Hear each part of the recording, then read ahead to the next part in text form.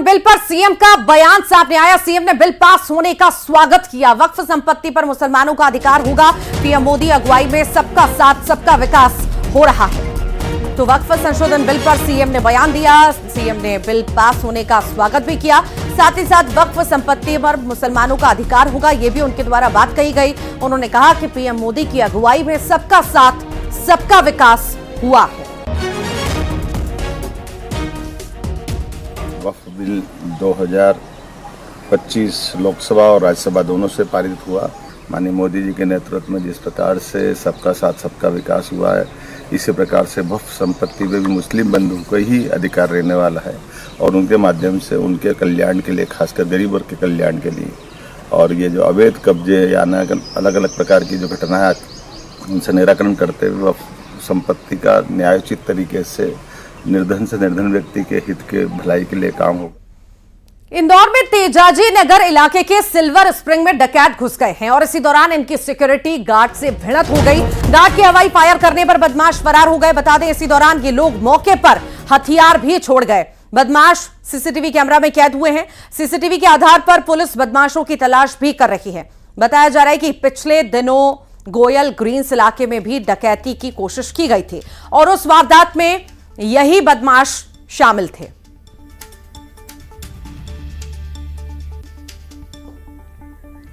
ज्यादा जानकारी लेंगे, सहयोगी तुषार हमारे साथ जुड़ गए हैं। तुषार, डकैती, लूटपाट, चोरी की घटनाएं लगातार मिनी मुंबई से सामने आ रही हैं। इसी बीच बड़ी डकैती की वारदात, जानकारी विस्तार से।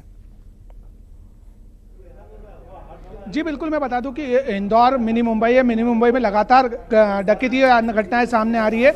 इसे लेकर पुलिस भी कार्रवाई करने की बात करती है, पर पुलिस के दावों की पोल खोलती हुई नजर आ रही है। तेजाजी नगर थाना क्षेत्र के सिल्वर स्प्रिंग में देर रात डकैतों की एक गैंग घुसी। जब सिक्योरिटी गार्ड और डकैतों का आमना सामना होता, सिक्योरिटी गार्ड ने फायर किया, जिसके बाद डकैतों की यह गैंग वहां से भाग गई। हालांकि क्षेत्र के ही गोयल जो स्प्रिंग है, उसमें भी ये डकैतों की गैंग घुसी थी। वहां भी वारदात का अंजाम देने की कोशिश की थी। हालांकि ये वारदात को अंजाम देने में सफल नहीं हो पाए थे। अब पूरी घटना का एक सीसीटीवी फुटेज भी सामने आया है, जिसमें गार्ड की और डकैतों के बीच की भिड़ंत दिखाई दे रही है। हालांकि तेजाजी नगर पुलिस अब इस पूरे मामले में जांच कर डकैतों की तलाश कर रही है। जी ठीक, बहुत बहुत शुक्रिया फिलहाल तुषार जानकारी को साझा करने के लिए।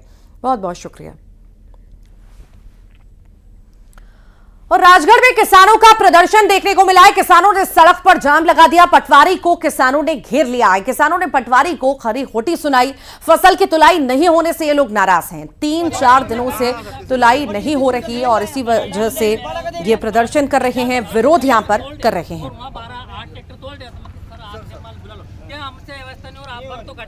ज्यादा जानकारी के लिए सहयोगी राहुल विजय हमारे साथ जुड़ गए हैं। राहुल, किसानों का प्रदर्शन अब देख रहे हैं, क्या स्थिति है, जानकारी?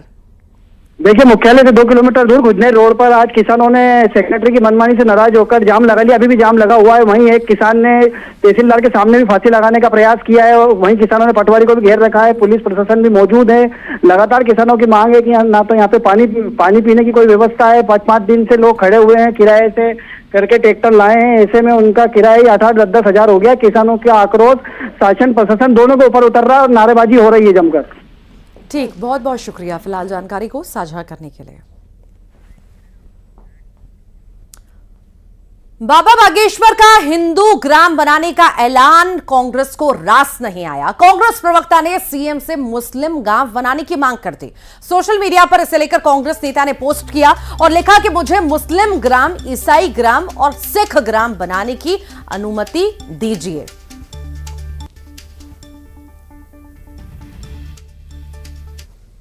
मैंने तो ये मांग करी है कि हर एक, अगर संविधान अनुमति देता है तो फिर हर एक धर्म के नाम पे गांव बना दिए जाएं, हर एक धर्म के गांव बनाने की अनुमति दे दी जाए। लेकिन ये बात कहाँ, कल तक क्या बीजेपी के विधायक सो रहे थे? जब पंडित धीरेन्द्र शास्त्री जी ने हिंदू ग्राम की बात करी तो भारतीय जनता पार्टी के विधायकों को आनंद आ रहा था। ऐसे ही यही एहसास दिलाने के लिए शायद मेरा ट्वीट काफ़ी था जब मैंने हिंदू मुस्लिम सिख ईसाई ग्राम बनाने की बात कही कि अगर अनुमति मिलती है संविधान की तो बताइए। तो फिर बीजेपी के विधायकों को तकलीफ, उनको राजनीति करना है, राजनीति के मौके चाहिए और कोई बात नहीं।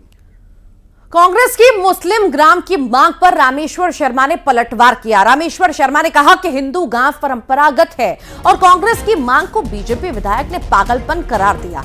रामेश्वर शर्मा ने चेतावनी देते हुए कहा कि देश से गद्दारी करने वालों के हाथ पैर तोड़ देंगे। कि सबके साथ सबका विकास, सबके मन में भरोसा और विश्वास, कोई असुरक्षित नहीं रहे, सब सुरक्षित रहे, सब बहन बेटियां जो है आजादी के साथ घूम सके, कोई भी दुष्ट किसी बहन बेटी के साथ छेड़खानी न कर सके। ये है हिंदू गांव। सर्वे भवन्तु सुखना सर्वे सन्तु निरामया, ये हिंदू गांव की कल्पना है। हिंदू गांव की कल्पना ये है, पाप मत करना, बेटियों को मत छेड़ना, देश का तिरंगा मत जलाना और सेना पर पत्थर मत फेंकना। तेरे पर कोई खतरा नहीं है, तूने ये काम किए तो ध्यान रखना तुझे बचाने वाला भी कोई नहीं है। और उधर कांग्रेस के प्रदेश मीडिया प्रभारी मुकेश नायक ने हिंदू ग्राम बनाने को लेकर बीजेपी और पंडित धीरेन्द्र शास्त्री पर निशाना साधा। मुकेश नायक ने बीजेपी पर साधु संतों के इस्तेमाल करने के आरोप लगाए।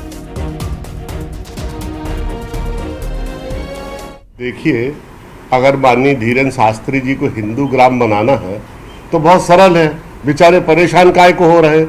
माननीय प्रधानमंत्री जी के पास चले जाए और बीजेपी से संविधान में संशोधन करा के लोकसभा में उसको पारित करा दें।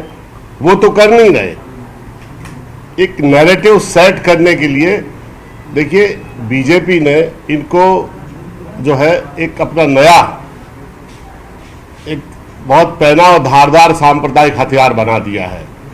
ये परंपरा से करते चले आए हैं, कभी रितंबरा, कभी सुश्री उमा भारती जी, कभी कोई और, कभी कोई और। इनके आज नए औजार हैं अपने शास्त्री जी। मैं उनसे विनम्रता से ये कहना चाहूँगा कि वो बीजेपी के कार्यकर्ता के रूप में काम ना करें। उनकी बड़ी प्रतिष्ठा है लोगों के बीच में, अपनी प्रतिष्ठा को धूमिल होने से बचाएं। खंडवा कोंडावत में एक साथ 8 अर्थियां उठी हैं। जिसने भी इसे देखा उसकी आंखें नम हो गईं। कोंडावत में कुएं में सफाई के दौरान 8 लोगों की मौत हो गई थी। गणगौर के लिए 150 साल पुराने कुएं की सफाई करने के लिए 8 लोग कुएं में उतरे थे। मृतकों का एक साथ अंतिम संस्कार किया गया। कोंडावत सहित आसपास के इलाकों में मातम पसरा हुआ।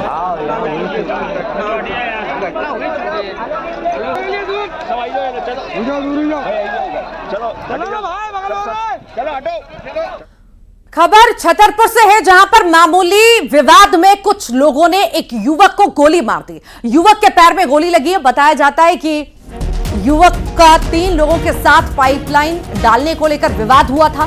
घटना की जानकारी मिलते ही पुलिस मौके पर पहुंची, मामले की जांच शुरू की। मामला लवकुश नगर थाना क्षेत्र के चितहरी गांव का है।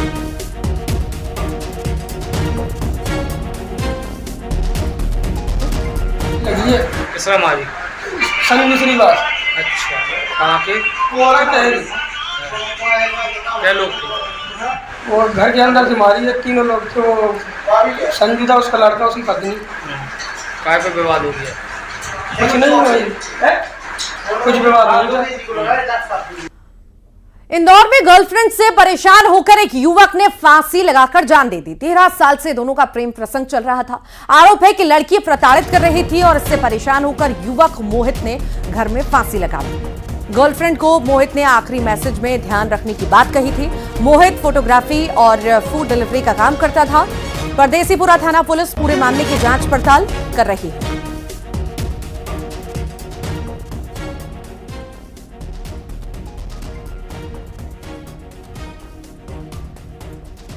और अब बात करेंगे शाहजहांपुर की, जहां पर तरबूज से भरे ट्रक ने टैंकर को टक्कर मार दी। टक्कर के बाद ट्रक और